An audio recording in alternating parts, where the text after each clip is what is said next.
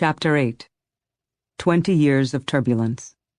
I realize that it must make my readers uncomfortable to hear me go on and on about a person as wretched as I was. But it is not without reason that I have lingered so long on this period of my life. How could you not disdain me for being so obstinate and ungrateful to the one who bestowed so many blessings on me? If only I were allowed to tell you about all the times I disappointed my beloved by failing to lean on the pillar of prayer. I spent almost 20 years on this turbulent sea, falling and rising only to fall again. My life was so far from perfection that I barely took any notice of my minor spiritual mistakes. I was concerned about committing grave errors, but not enough to remove myself from the temptation that might lead to them. You cannot imagine what a painful way of life this was. I found neither joy in God nor gratification in the world. In the midst of enjoying worldly pleasures, I would feel sorrow remembering all I owed to God. Yet when I was trying to be with God, my worldly attachments would agitate me. This battle was so painful that I don't know how I managed to endure it for a single month, let alone for so many years. I can clearly see, however, the great mercy the Lord showed me during this time. Even while I was busy consorting with the world, He gave me the courage to keep practicing prayer. I say courage because I cannot think of a thing that requires more courage in the whole world than to betray the King, knowing that He knows what you're up to the entire time, and yet never removing yourself from His presence. Of course, we are all in the presence of God all the time, but it seems to me that those who practice prayer are present with Him in a special way. They are continually aware of Him. For others, several days may go by without any awareness that God sees them. It is true that there were times during those years when I gave myself entirely to prayer, and sometimes went for many months, once even a whole year, I think, without offending God. Since I am obligated to tell the whole truth here, I must admit that I did make a sincere effort not to commit any transgressions against Him. But since I have few memories of the good days, there must not have been very many of them. Still, not many days went by without my devoting long hours to prayer, unless I was very sick or very busy. Actually, I felt closer to God when I was ill. I tried to get the people who took care of me to draw nearer to Him too. I spoke to them constantly about God and beseeched Him on their behalf. And so, except for that one good year I mentioned, I spent the first 18 of the past 28 years in this inner strife. The conflict was between yearning for God and attraction to the world. The war has not exactly subsided during the remainder of those years, as you will see, but the causes have been different. Also, since these other battles have been fought in the service of God and with greater understanding of the emptiness of the world, everything has gone smoothly. I will tell you about that later.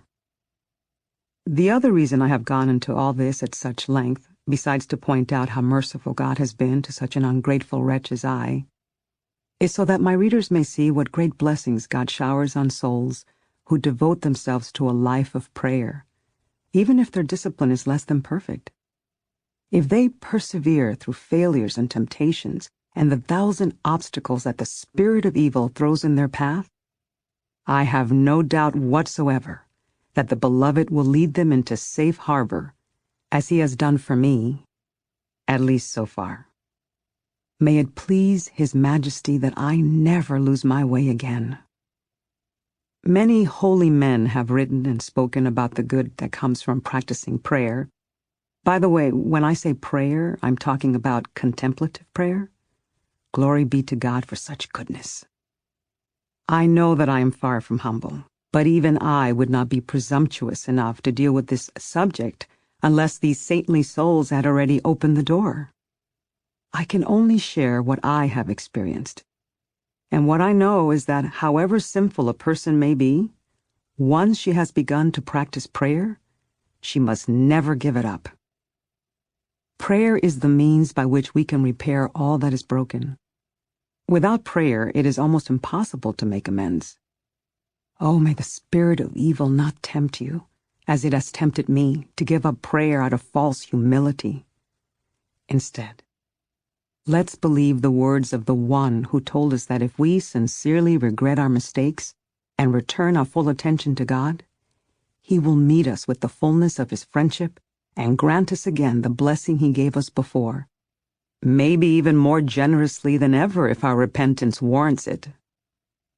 If you have not yet begun to practice prayer, I beg you, for the love of God, not to pass up such a great blessing. Fear has no place at this table, only love. Even if you don't make much progress, and even if you don't expend the level of effort that would seem to merit the gifts and delights God lavishes on those who do, you will still begin to glimpse the road that leads to paradise. And if you persevere, I believe with all my heart that God, who never fails to reward those who take Him as their friend, will have mercy on you. As I see it, contemplative prayer is simply an intimate sharing between friends. It's about frequently taking time to be alone with the one we know loves us. If the friendship is to endure, the love must be honored and tended. The will of the two friends needs to be in harmony. The Lord, of course, is perfect, and He loves us perfectly, but our human nature is still sensual and selfish, and we are not yet capable of fully contributing to this excellent friendship. We may endure deep pain when we realize how different we are from the one we love. Oh, how infinitely good You are, my God. It seems that in our encounter I see both You and myself. Oh, delight of the angels, when I think of You, I long to be completely consumed by You. How true it is that You graciously suffer the one who suffers to be with You. Oh, what a good friend You make, my Lord. How You bear us and comfort us. You patiently wait for us to rise to our true nature, and in the meantime, You accept us as we are. You take into account, my Lord, all the times we have loved You, and in one moment of atonement, You let all our transgressions go. This is so clear in my case. I cannot fathom, my Creator, why everyone does not try to connect with You in this bond of friendship. Why won't the wicked come to You so that You can make them good? All they need to do is to invite You to be with them for at least 2 hours a day. It doesn't even matter if they're incapable of being with You but are caught up in 1,000 revolving thoughts and distractions, as I used to be. Simply making the effort to be in Your company may be all they can do at the beginning, sometimes even later on. You, beloved, defend us against the onslaught of evil spirits, diminishing their strength every day. Finally, You give us sweet victory. And so, O life of all that lives, You do not sacrifice anyone who trusts in You and longs to be Your friend. You sustain the health of our bodies and give vitality to our souls. Why are some people afraid to practice contemplative prayer? I don't understand what it is that scares them. The spirit of evil benefits from our fear by making the truth seem like an evil thing. The spirit of evil wants to frighten us away from reflecting on the sacred qualities of suffering and glory, on the ways we have lapsed and how we might rectify our relationship with God, on the trials and the sorrows Christ endured for us. These are the things I will dwell on when I was praying. During the whole time I was navigating those dangerous waters I've been telling you about, this remained my focus in prayer. But I had trouble keeping my attention on God. I was more interested in when the hour I had allotted myself for prayer would be over than I was in abiding in quietude with my beloved. I spent more time listening for the clock to strike than I did with lofty thoughts. I often would have preferred to take any heavy penance laid on me than do what was necessary to recollect myself and practice prayer. They say I am an exceptionally brave woman, far braver than most. But sometimes I had to gather all the courage God gave me to show up and pray. I'm not sure if the force of resistance was a technique used against me by the spirit of evil, or if it was just a consequence of my own bad habits. But sometimes I felt such overwhelming sadness when I entered the chapel that I could hardly bear it. But once I made the effort, the Beloved helped me. After meditations like these, I was filled with a deeper sense of peace and delight than when I prayed because I wanted to. Prayer has been the remedy for all of my troubles. If the Lord has put up with someone as flawed as I am, why should you be afraid, no matter how wicked you think you may be? I don't care how bad you are. You could not possibly stay bad for as many years as I did after receiving so many blessings from God. The only reason the Lord tolerated me for so long was because I yearned for Him and strove to set aside some time and place for Him to be with me.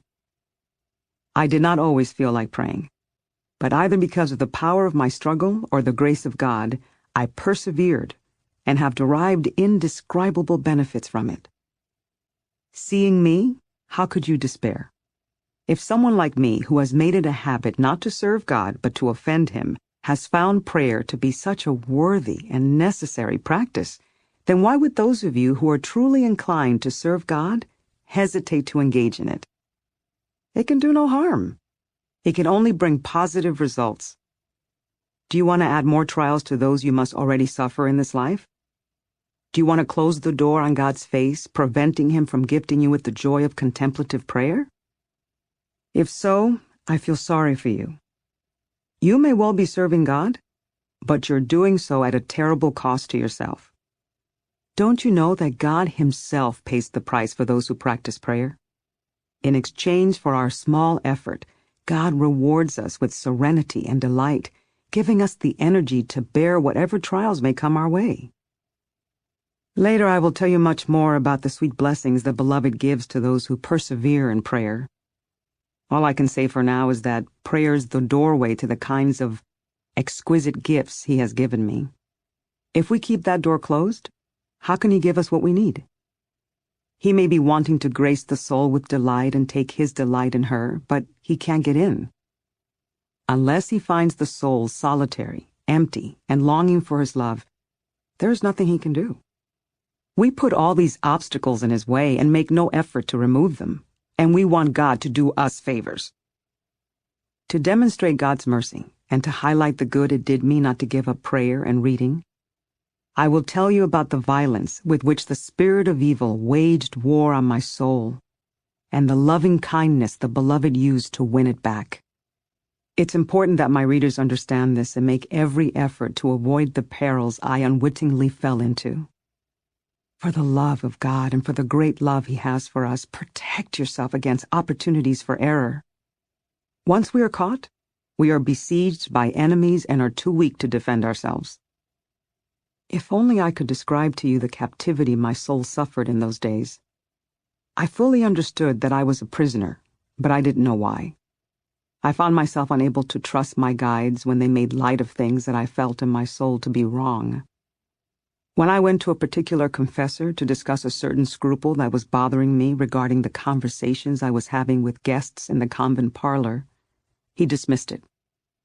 This man insisted that even if I were brought into the highest contemplative state, such things would not be inappropriate. But by this time, I was already starting to withdraw from these dangers, even though I still had not given up the activities that led to them.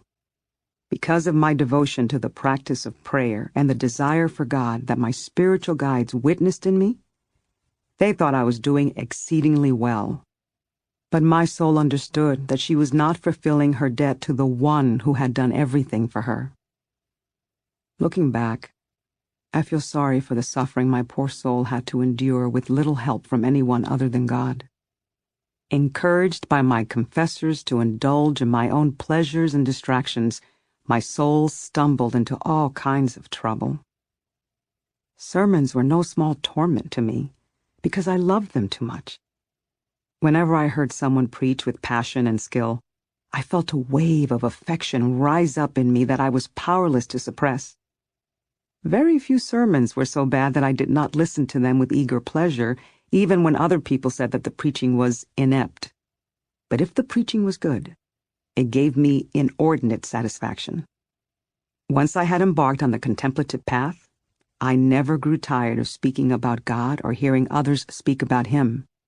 Still, even though I drew deep comfort from a good sermon and a skillful preacher, it also tormented me, because it made me see how far I was from where I wished to be. I beseeched the Beloved to help me, but I failed to put the whole of my trust in God and relinquish all traces of trust in myself. I searched earnestly for a remedy. I tried everything, but without the fundamental realization that I was powerless and that the only thing I could rely on was God, my efforts were useless. I wanted life. I could clearly see that what I was doing was not living, but wrestling with the shadow of death. There was no one to give me life, except God, and He had already brought me back to Himself so many times, only to have me forsake Him all over again, that He finally seemed to be giving up on me. Who could blame Him? Chapter 9. Tears of Conversion. By now, my poor soul had grown weary, but no matter how much she wished she could rest, the bad habits I had developed would not let her. Until one day, when something happened that changed everything. I was about to walk into the chapel when I noticed a statue the Incarnation had borrowed for an upcoming festival. Someone had set it aside in preparation for the celebration. It was an image of Christ, scourged at the pillar. The sight of it was so moving that it shook me to the root of my being and stirred the depths of devotion in me. I became acutely aware of what Christ had suffered for us, and how little gratitude I had ever offered Him in return. Suddenly, it felt like my heart was breaking. In a flood of tears, I threw myself down at His feet, beseeching Him to give me the strength to adore Him and never to forsake Him again. I have always felt a very special bond with the glorious Magdalene. Often when I was taking communion, I would reflect on her conversion. This is when I knew for certain that the Lord was inside me. Resting in this, I would place myself at His feet, confident that He would never reject my tears. I didn't know what I was talking about, but He was gracious and He allowed my tears to flow. How quickly I would then forget the feeling that prompted them, and I would implore that glorious saint to intervene with the Beloved on my behalf. But that day, when I encountered the statue outside the chapel, it went much deeper. I had lost all trust in myself and had placed myself unconditionally in God's hands. I think I told Him then that I would not get up again until He gave me what I wanted. I am convinced that this surrender did me great good, because from then on I made dramatic progress. This was the method I used in prayer. Since I was no good at intellectual meditation, I would strive to picture Christ within me. It worked best for me to visualize Him in those moments when He was most alone. It seemed to me that when He was lonely and forsaken, He would be, like anyone in great need, more open to receive me. I had many simple thoughts of this kind. The scene of Christ praying in solitude in the garden was a special comfort to me. I would go there with Him to keep Him company. I would think about the anguish He experienced, and I would wish with all my heart that I could wipe the sweat from His face and alleviate His pain. But awareness of my own transgressions prevented me from actually doing it. I stayed with Him as long as my thoughts would let me, but 1,000 distractions tormented me. For many years before going to bed, after I had commended myself to God so that I would sleep well, I would spend a little while pondering Christ's prayer in the garden. Actually, I started this habit before I even became a nun, because someone had told me that it was a good way to atone for my transgressions. I see now that this custom was a great benefit to me, because without my even realizing what was happening, it was preparing me for the practice of prayer. Just as I could never forget to make the sign of the cross before bed, I became totally used to picturing this episode in Christ's life. Now, to get back to what I was saying about the way my distracting thoughts used to torment me. The wandering mind is a hazard of non-vocal prayer. Without the support of the discursive intellect, we can either make great progress or become utterly lost. The soul who does advance goes far, because she is carried by love. But there is a high price to pay for this kind of progress, except for those souls whom the Lord decides to bring very quickly to the prayer of quiet. I have known some souls like these. For those who walk the path of silent prayer, a book can be a useful device to prompt recollection. I have also found it helpful to gaze at meadows, flowers, and water. Creation reflects the Creator. These things have awakened me and brought me back to recollection, as a book would. They also remind me to be grateful and good. My mind was so dense that I could never imagine sublime things until the Beloved showed them to me in a way I could understand. My ability to picture things in my mind was so poor that I could never engage my imagination unless I had seen the thing I was trying to visualize. Other people are able to use their imaginations to recollect themselves in prayer, but mine is of no use to me. I could think of Christ as a man, but I couldn't really see him. No matter how much I read about Christ's beauty or how many pictures I saw of him, I was like a blind person or someone sitting in the dark. If such a person is speaking with another and feeling him beside her, this is enough to convince her that he is actually there, even if she can't see him. This is what I experienced when I thought about our Lord. That's why I have always been so fond of pictures. I really feel sorry for people who purposely abandon images. Obviously, they do not love the Lord, because if they did, they would enjoy looking at his picture, just as they would delight in seeing portraits of the ones they deeply love on this earth. Around this time, someone gave me a copy of the new translation of the Confessions of St. Augustine. The Lord must have ordained this, because I never asked for this book, nor had I ever seen it. I have great affection for St. Augustine. Our Lady of Grace, the first convent where I lived when I was still a lay person, belonged to his order, and he was a sinner, like me. I drew great comfort from saints who once were sinners before God brought them back to himself. I thought they could help me on my way. If the Lord forgave them, there was hope that he would forgive me. The thing that left me inconsolable was that God only had to call them once and they returned to him. But I slid back so many times that I was exhausted. Still, when I reflected on his love for me, I would regain my courage. Even though I was plagued by doubts about myself, I never doubted the mercy of God. Oh God, help me. I am astonished to see how unresponsive I was in the face of all the help you gave me. It terrifies me to see how little I could ever accomplish on my own. 1,000 attachments prevented me from following through on my intention to give myself entirely to God. As I began to read the Confessions, I perceived my own story written there. I couldn't help but entrust myself to this glorious saint. When I came to the passage about how he heard the voice in the garden and was in that moment converted, I felt in my heart that the Lord was speaking directly to me. Overcome by wordless weariness, I dissolved into tears and remained that way for a long time. Oh God, help me. How a soul suffers when she loses the freedom to be who she truly is. What torment she endures. I am amazed to see that I survived such pain. Praise be to God who gave me life when I was on the brink of such a deadly death.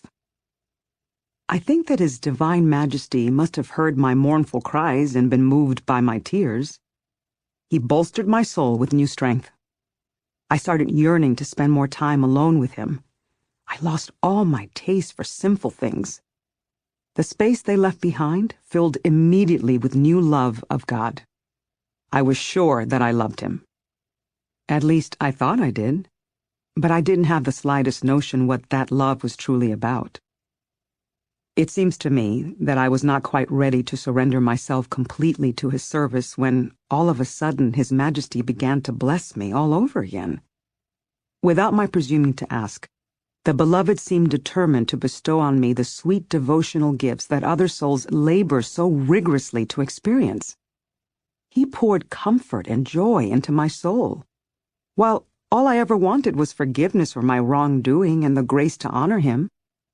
Knowing how seriously I had transgressed, I would never have dared to wish for such favors and consolations. But he showed me abundant mercy and compassion. He drew me into him and allowed me to bask in his presence. I knew that I never could have entered this place unless he himself had brought me there. The only time in my life I remember asking God for relief was once when my soul felt dried up. But as soon as I realized what I was doing, I became deeply distressed at my own lack of humility, and my very shame triggered the grace I was longing for. It's not that I thought there was anything wrong on principle with asking for consolation in prayer. It's just that I felt that only those who are ready, those who have tried with all their might to love God and to do good works, deserve to make such a request. These tears of mine struck me as girlish and ineffectual, because they did not win me what I desired. But I see now that they were beneficial.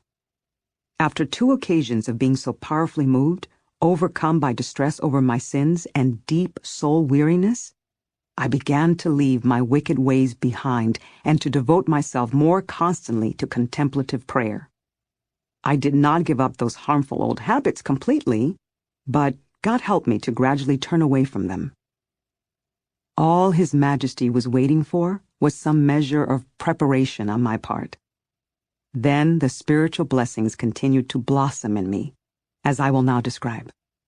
But it is very unusual for our beloved to grant such grace to someone whose conscience is as impure as mine was.